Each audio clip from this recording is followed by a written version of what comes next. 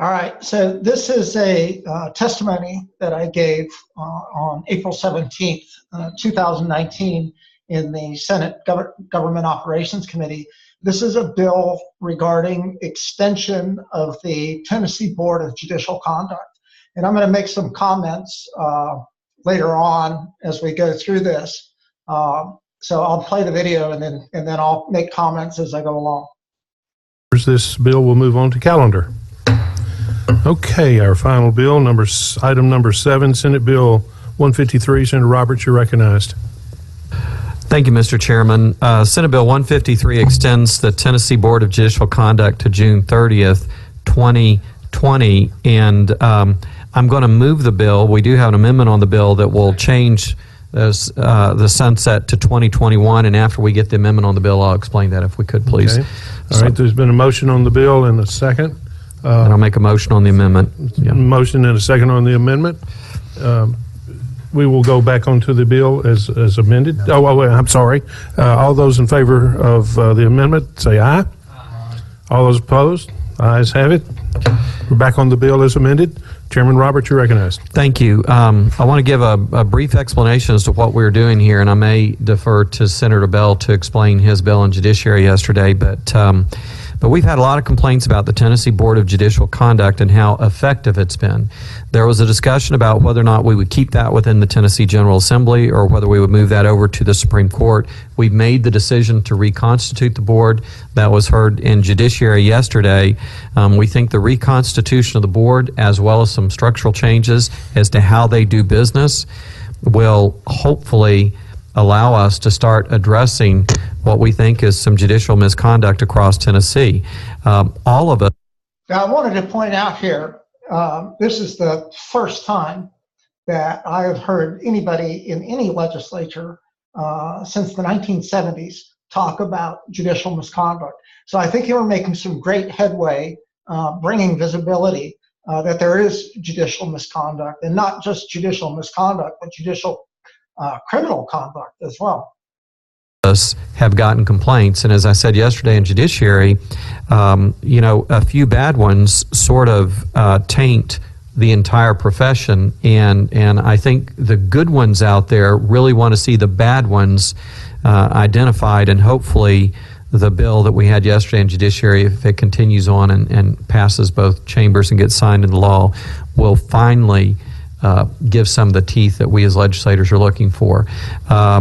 So with that, we had to extend this bill in order for it to, the bill that we had in Judiciary didn't open the title to do the sunset. So this bill is sort of a companion bill to that, to make sure that this Board of Judicial Conduct stays in the sunset process. And with that explanation, I'll defer to Senator Bell if he wants to add anything, and then I know we have a witness that wants to come and give some testimony. Senator Bell, you're recognized. Thank you, Mr. Chairman. And yes, I just wanted to restate what Chairman Roberts said.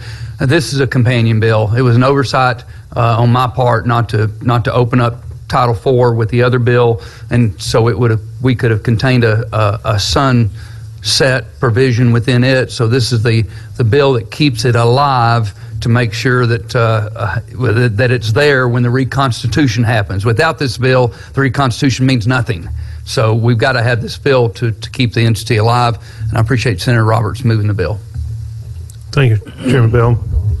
We'll go into recess now, and if you would like to come forward, please, and just have a seat. Make sure your mic is on. State your name, who you're with, just for the record, and you can begin whenever you're ready. Thank you. My name is John Gentry. I'm a CPA, and I'm an advocate for judicial accountability and court reform. Rather than extend this agency's existence, it should be abolished. I've already spoken in House committee about this agency's unconstitutionality, and I'll make myself more clear today. Tennessee Constitution, Article 2, Section 1, the powers of the government shall be divided into 3 distinct departments: legislative, judicial, executive.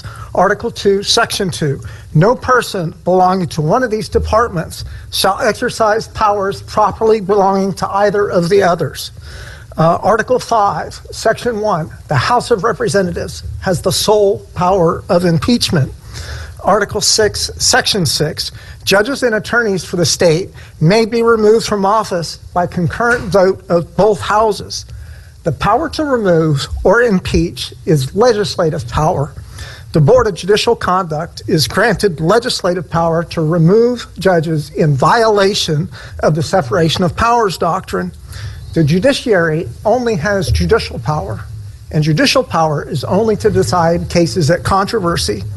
Article 6, Section 7, judges shall not hold any other office of trust. And the Board of Judicial Conduct is an office of trust, and they're in violation of the Tennessee Constitution in holding a second office of trust. If somehow this agency is considered a court, it's still in violation of the Constitution. Article 1, Section 17 requires that all courts shall be open. And the Board of Judicial Conduct operates in the dark without any transparency and without any oversight whatsoever. Let's get to the heart of the matter, and for that we need to look to our Declaration of Independence. He has dissolved representative houses repeatedly for opposing with manly firmness his invasion on the rights of the people. He has combined with others to subject us to a jurisdiction far into our Constitution, unacknowledged by our laws, giving assent to their acts of pretended legislation for taking away our charters, abolishing our most valuable laws, and altering fundamentally our forms of government. And the existence of the Board of Judicial Conduct has called, these are declared acts of tyranny. And if you think back to when they wrote that Declaration of Independence, why did they write for abolishing our most valuable laws and altering our fundamental form of government? I'd be happy to explain further in Q&A if you have questions for me. Since its inception, the Tennessee Board of Judicial Conduct has never once recommended impeachment, and seldom do they even bother to reprimand for criminal conduct. I've provided the members 2 handouts, Auditor's Compilation Report and a CNN investigative report. Those documents prove that the judiciary is incapable of self-government and that 100% of complaints filed by non-legal professionals are dismissed, and it is impossible that all complaints are without merit. The facts show, and I have sworn this same uncontested statement in federal courts, including the Supreme Court of the United States, that the Board of Judicial Conduct aids and abets rights violations and federal crimes perpetrated under color of law, and they are guilty as principle. They are criminals protecting criminals. I also know, I'm a CPA, I know Chairman Roberts is, or Senator Roberts is as well. I've gone through the entire 800, 900-page budget. I can't find any cost for the Board of Judicial Conduct. It appears to me buried in a separate line item in the budget. I couldn't find it. I'm a CPA. The Board of Professional Responsibility is there. I don't know if it costs the state. Certainly it costs at least lease for the office or something. But if you have questions for me, I'm probably one of the top experts in this country about judicial misconduct and the misuse of these judicial oversight agencies. So I welcome questions. Thank you for your time. Okay, thank you, sir. Any questions? Chairman Roberts? No questions? Okay. Thank you very much. We appreciate your response. So we'll go back out of recess onto the bill as amended. I do want to. Chairman Roberts, you recognized? I would like, though, to invite Chairman Bell, because we did, just for people who weren't here yesterday, if it's appropriate, and I don't know if it is appropriate right now, to just briefly comment on, I mean, I think we're in agreement. The Board of Judicial Conduct has not performed as we want it to. Is it appropriate for him to take a moment and just explain his bill that we heard in Judiciary yesterday and why it matters? Chairman Bell. Yeah, here again, finally, they're starting to admit that these judicial oversight agencies are not functioning as intended. And yes, I did say that. These are criminals protecting criminals. These agencies need to be abolished. Bill, if you recognize, if you'd like to do that. Thank you, Mr. Chairman. I do not have it with me, so I'm not going to be able to recount it point by point. But one of the most important changes that we've made is we've given, with the bill, when it passes into law, we've given the power of the legislature to look into what is now by law confidential information concerning investigations. Once a year, 3 members chosen by the Speaker of the House, 3 members chosen by the Speaker of the Senate will be able to meet with the chairman of this Board of Judicial Conduct and with the Investigative Council and have all the files opened up. The witness that just spoke before us was right. Now, here's a key point here. So the Speaker for the House and the Speaker for the Senate are going to elect 3 officials. And of course, they're going to pad these committees with members like Senator Bell, who are not going to objectively review complaints. It's just going to be more of the same. Impeachment proceedings need to be presented to the full bodies, not just looked at in a dark corner in a star chamber by a couple of members of the House or the Senate.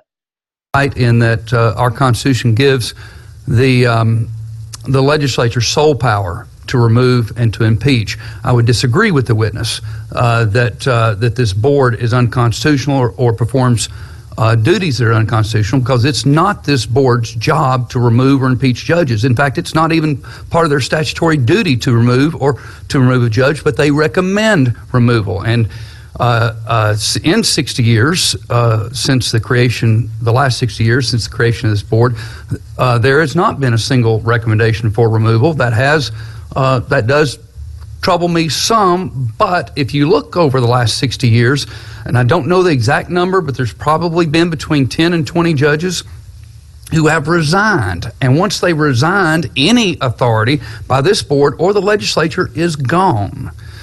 That's when a criminal investigation takes over. So, you know, he said that, let me think back for a second. I apologize. I'm drawing a blank on this. He said that they don't provide legislative oversight functions because they don't remove, they don't have the power, and that's not their function.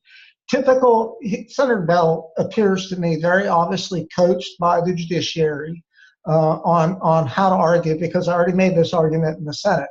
And like a typical attorney, when they don't have an argument, they ignore the facts. I stated in there, they're holding a second office of trust, and that's unconstitutional. The Constitution says no judge shall hold any other office of trust. And Senator Bell ignores that because he knows that I'm right, and he knows that they're unconstitutional, and they're just trying to set up another agency to protect these judges. But I'm going to fight that like hell too. Not a disciplinary action, and which is what this board does.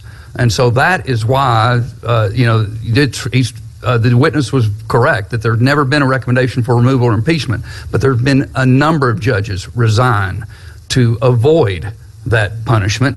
Now here he says they resign to avoid that punishment. Here's the problem, is they resign and then they show up in another office, you know, a couple of years down the road. So these resignations mean nothing. They just leave their judicial office and they go take up their attorney practice again, and then they come back a couple of years later as a judge in another district. So it's absolutely ridiculous to think that resignation has any effect whatsoever. And again, that authority, statutory authority, ends at that point. And I would also, again, disagree with the witness that you can go all the way back to common law, up to Western civilization history, and that the power to discipline judges, not remove or impeach, but discipline judges, has always been within the judicial branch of government. Now, So can you say unsupported statement? Because that's what that is. He says you can go all the way back to the common law. You know, when I make my arguments, I say, here's what the law says. And the law, the supreme law of the land is our constitutions. And I say, here's what the supreme law of the land says, that they can't hold a second office and that they can't exercise powers of one branch that belong to another branch. And he comes in and says, you can go back to common law. And the judiciary has always provided discipline. Show me some proof, Senator Bell, because I think that's an unsupported statement. This board is a creation of the legislature, but it's made up predominantly of judges.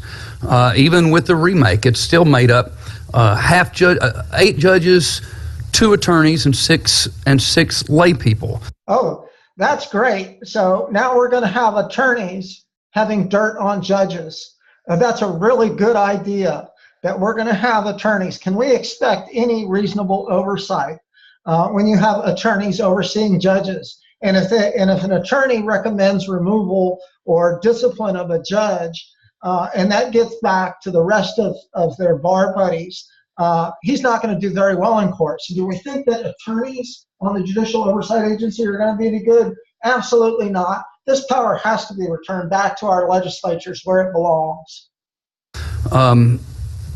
And again, one of the improvements that we're putting is allowing the legislature to have a once-a-year look-in, just like the Judiciary Committee, under current law, can have access to TBI files that are confidential, in nature, and they have to keep that information confidential. I think Senator Roberts may have been part of it.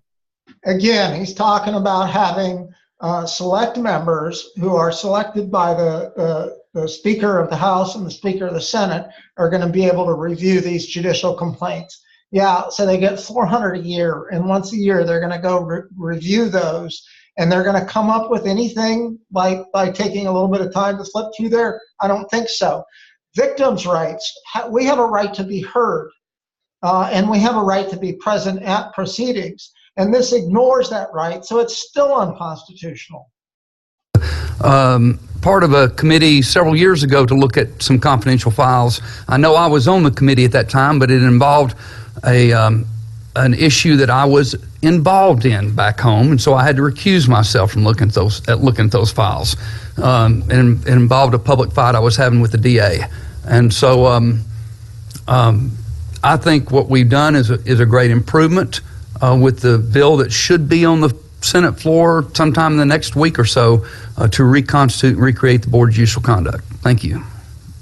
Thank you, Mr. Chairman. Chairman Roberts, you're recognized. Well, thank you for taking a moment to explain that. And I would simply say I absolutely positively agree that that the efforts in the past for identifying and removing corrupt judges has not taken place. And I would hope that this bill serves notice. For the first time, I've heard somebody talk about corrupt judges. Thank you, Senator Roberts. And I kind of made this comment yesterday in Judiciary to the bad judges out there that we're serious about this. And I think part of the reason that we didn't want to turn it over to the Supreme Court was we felt like we could put some teeth in it and do it better. But so we'll see how it unfolds. I think we agree on what we want to do. It's just how we're doing it that we disagree on. So I think we agree there's a problem there. I think we agree that we need to solve the problem. It's just how we do it. Thank you, Mr. Chairman. Okay. Any other discussion, comments? Seeing none. Any objection to the question? Hearing none. Madam Clerk, take the vote. Senator Bell? Votes aye. Senator Bowling? Aye. Votes aye. Senator Crow? Aye. Votes aye. Senator Jackson? Aye. Votes aye. Senator Farida? Aye. Votes aye. Senator Kyle? Senator Pody? Aye. Votes aye. Senator Rose? Aye. Votes aye. Chairman Roberts? Aye. Votes aye. Mr. Chairman, you have 8 ayes. Thank you again, members, and this bill will move on to calendar. I will now. Well, and there you go.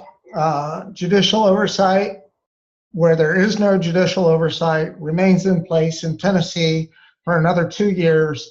It's a waste of time to file complaints with these agencies. We need to go to our legislature and petition with remonstrance.